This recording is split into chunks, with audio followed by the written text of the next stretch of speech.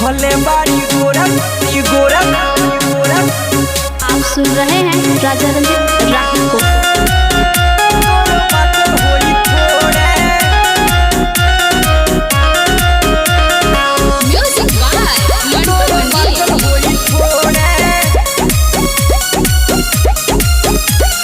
भले बाड़ी गोरा तोर बाचल होई थोड़े। खाना पिया रे दादा। भले बाड़ी गोरा तोर बाचल होई थोड़े। भले बाड़ी गोरा तोर बाचल होई रहे पहिले से सके नइखे तोहरा में सत रहे।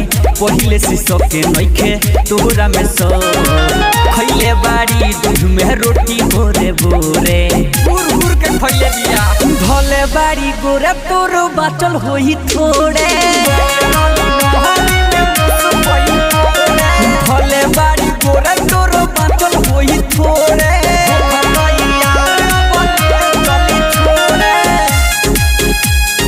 भले बाड़ी गोरा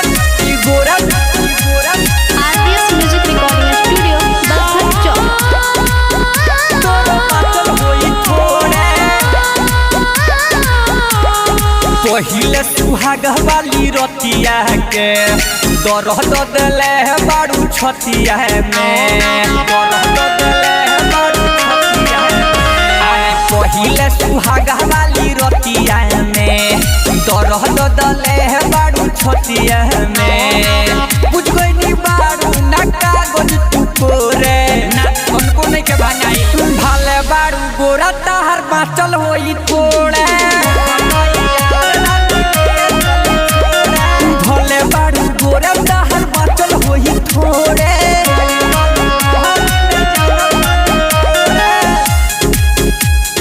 भले बाड़ी गोरा।